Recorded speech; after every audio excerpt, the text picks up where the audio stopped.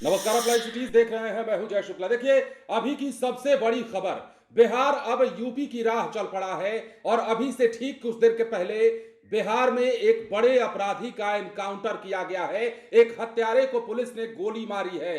नाम शिकारी राय। और शिकारी राय एक ऐसा दहशत, एक ऐसा खौफ, जिसके खौफ से आसपास का पूरा सन्न रहता था। और इस अपराधी की तलाश पुलिस को बहुत समय पहले से थी। अब सुबह सवेरे हुआ क्या? सुबह सवेरे पुलिस और शिकारी राय के बीच में मुठभेड़ होती है और इस मुठभेड़ में पुलिस के द्वारा शिकारी राय, जो कि एक कुख्यात अपराधी, हत्या, लूट, रंगदारी के कई मामले में ये वांछित रहा है, इसको गोली मारी जाती है, इसका एनकाउंटर किया जाता है। तो बड़ी सफलता पुलिस को मिली है और सम्राट चौधरी के पुलिस विभाग की कमान संभालने के बाद से ये कहा जा रहा था कि बिहार में अब एनकाउंटर का दौर शुरू होगा और उसकी बानगी दिख रही है। हालांकि अपराधी भी बिहार में गोलियां चला रहे हैं, लेकिन उनकी गोलियों का जवाब गोलियों से अब बिहार में दिया जा रहा है। तो देखिए, इस वक्त की सबसे बड़ी खबर सारण जिले से है और सारण पुलिस ने सुबह सुबह एनकाउंटर किया है बड़े कुख्यात अपराधी का, जिसका नाम शिकारी राय है।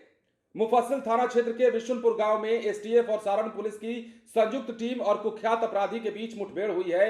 इस जवाबी कार्रवाई के दौरान अख्तियारपुर गड़खा निवासी कुख्यात बदमाश नंद किशोर राय उर्फ शिकारी राय को गोली मारी गई है। पैर में गोली लगी है, जिसके बाद उसे दबोचा गया है। अब जैसा कि हमने आपको कहा, ये जो शिकारी राय है, हत्या, लूट, रंगदारी और आर्म्स एक्ट के कई मामलों में वांछित रहा है।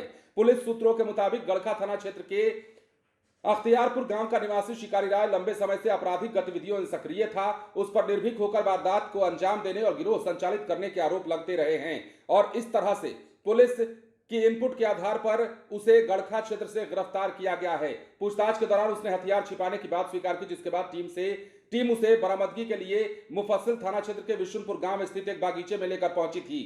बरामदगी स्थल पर पहुंचने के बाद जैसे ही पुलिस ने उससे हथियार निकालने को कहा, शिकारी राय ने अचानक झाड़ी के भीतर छिपाई गई पिस्तौल निकाली और बिना चेतावनी दिए पुलिस पर फायरिंग शुरू कर दी और इसके बाद जवाबी कार्रवाई में जो है इसका एनकाउंटर किया गया, उसको जेल भेजा गया। हालांकि फिलहाल अस्पताल में इलाजरत है।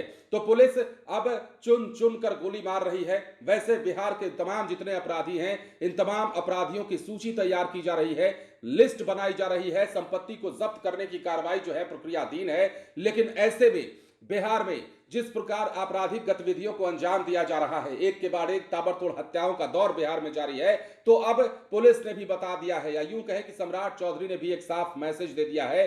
कई बार बिहार के गृह विभाग को संभालने के बाद मंच से वो कहते देखे गए हैं कि बिहार से अपराधियों को साफ कर देंगे, या तो उनकी जगह जेल में होगी या फिर बिहार के बाहर भी अगर भागेंगे तो वहां से भी टांग कर उठा कर लाएंगे। ये सम्राट चौधरी कहते रहे हैं और आज भी कह रहे हैं। तो क्या अब उसका असर दिखने लगा है? सम्राट चौधरी का गृह विभाग संभालने के बाद जो एक्शन हो रहा है, उसी की क्या ये बानगी है? और अगर ऐसा है तो ये मानकर चला जाए कि बिहार अब यूपी की राह चल पड़ा है और अब अपराधियों की खैर नहीं होने वाली है यहां पर, क्योंकि एक बार फिर से बिहार में बड़े अपराधी का एनकाउंटर, शिकारी राय एक बड़ा नाम है और जिस इलाके का ये अपराधी रहा है, उस इलाके में इसकी तूती बोलती रही है कई मामले, और इसके बारे में कहा जाता रहा है कि निर्भीक होकर किसी भी आपराधिक घटना को अंजाम देने में ये जरा भी संकोच नहीं करता था। लेकिन अब पुलिस के हत्थे चढ़ा है। हालांकि पहले क्या हुआ? पहले पुलिस ने गिरफ्तार किया, पुलिस ने पूछताछ की तो उसने बताया कि हथियारों का जखीरा कहां रखा गया है। लेकिन जब जखीरा रखा गया, जो बताया गया, जहां जिस स्थल के बारे में बताया गया, उस बागीचे में जब पुलिस लेकर जाती है तो वहां फायरिंग शुरू कर देता है ये आदमी